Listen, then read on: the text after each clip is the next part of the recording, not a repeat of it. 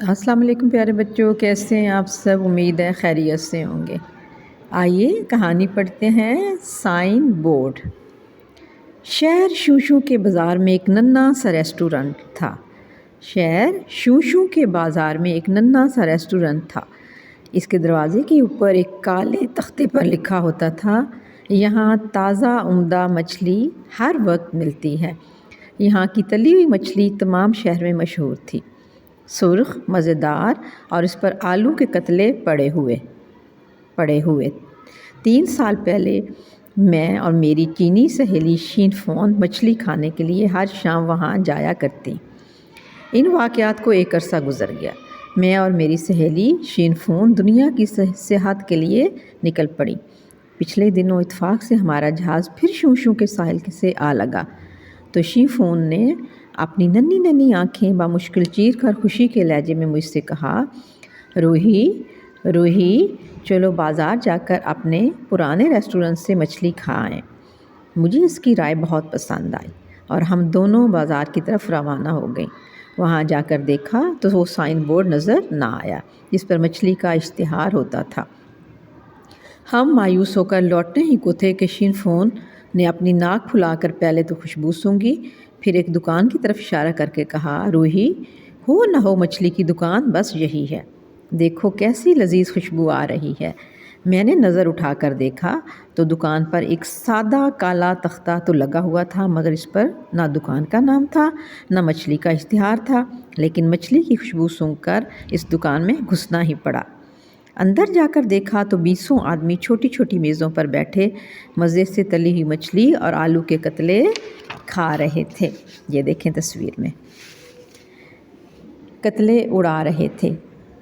سب کے منہ مچھلی سے اور آنکھیں خوشی سے لبریز تھیں۔ وہ پرانا بوڑھا دکاندار مسکراتا ہوا ہماری طرف آیا اور ادب سے جھک کر بولا، لاؤں مچھلی؟ شین فون نے کہا، ضرور لے آؤ، 2 پلیٹیں۔ میں نے دکاندار سے حیران ہو کر کہا، ہائے تم نے اپنی دکان کا نام و اشتہار کیوں نکال دیا اور سادہ کالا تختہ کیوں لگا رکھا ہے؟ وہ ایک بوڑھے جن کی طرح ہنس پڑا اور مزے لے کر قصہ سنانے لگا۔ 1 سال کا عرصہ ہوا، یہاں ایک سرخ مونچھوں والا لمبا تڑنگا فوجی مچھلی کھانے کے لیے آیا۔ اسے میری مچھلی اتنی پسند آئی کہ اس نے مجھ سے دوستی کر لی۔ ایک دن اس نے مجھ سے دوستانہ انداز میں لہجے میں کہا، دکان کی ترقی کا بھید اشتہار میں ہوتا ہے۔ میں نے تمہارے سائن بورڈ کو بڑے غور سے پڑھا، اس پر لکھا تھا، یہاں تازہ عمدہ مچھلی ہر وقت ملتی ہے۔ میرا خیال ہے کہ اس سطر میں یہاں کا لفظ فضول ہے، اسے نکال دو۔ اس پر میں نے دوسرے دن بورڈ پر لکھوا کر لگایا، تازہ عمدہ مچھلی ہر وقت ملتی ہے۔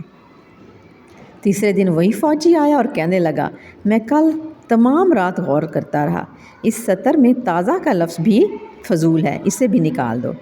چنانچہ تیسرے دن میں نے تازہ کا لفظ بھی مٹا دیا اور لکھ دیا، عمدہ مچھلی ہر وقت ملتی ہے۔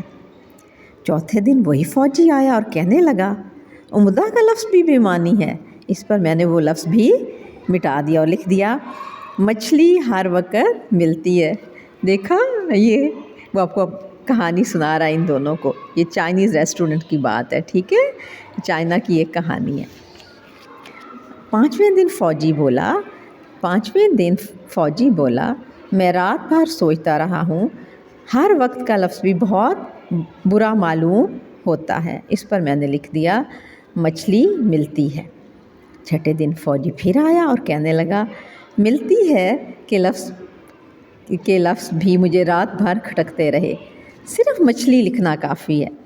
چنانچہ چھٹے دن بورڈ پر صرف مچھلی لکھا رہ گیا۔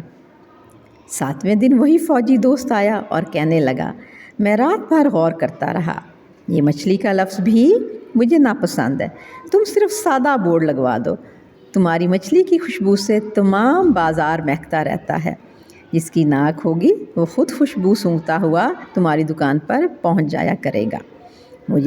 مجھے بھی یہ بات معقول معلوم ہوئی، چنانچہ میں نے بورڈ کے تمام حروف مٹا دیے اور سادہ کالا بورڈ لگا دیا۔ اب لوگ پہلے کی نسبت زیادہ آتے ہیں اور زیادہ شوق سے مچھلی کھاتے ہیں۔ میں اور میری سہیلی بوڑھے دکاندار کی ذہانت پر زور سے ہنس پڑے اور رومال سے اپنے ہونٹ پونچھتی ہوئی بندرگاہ روانہ ہو گئی۔ تو یہ تھی کہانی۔ امید ہے آپ کو یہ کہانی پسند آئی ہوگی۔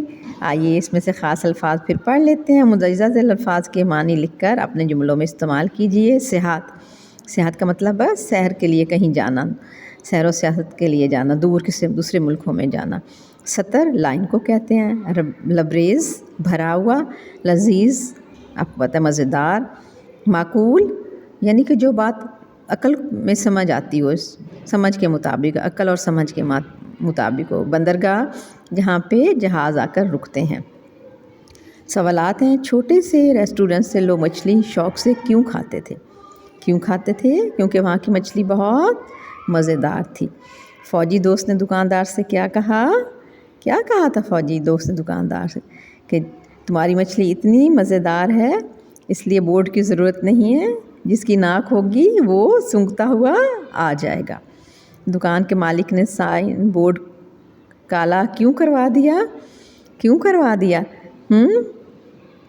کیونکہ اس سے اس کی بات معقول معلوم ہوئی تھی کہ جس کی خوشبو آئے گی وہ میری مچھلی تک پہنچ جائے گا۔ تو یہ تھا ہماری آج کی کہانی۔ امید ہے آپ کو یہ کہانی مزے کی لگی ہوگی۔ مزے کی ہے نا؟ یہ دیکھیں تصویر بھی مزے کی، اس غور سے باتیں سن رہے ہیں۔ تو یہ تھا سائن بورڈ آپ اکثر دیکھتے ہیں، ان پہ لکھا ہوتا ہے کسی بھی دکان کے بارے میں یا کسی بھی چیز کے بارے میں، وہاں لکھا ہوتا ہے کہ یہاں پہ اسکول ہے، ہسپتال ہے، ٹھیک ہے؟ تو وہ سائن بورڈ لگاتے ہیں تاکہ لوگ سائن بورڈ کو دیکھ کر وہاں پہنچ جائیں۔ اوکے، اللہ حافظ۔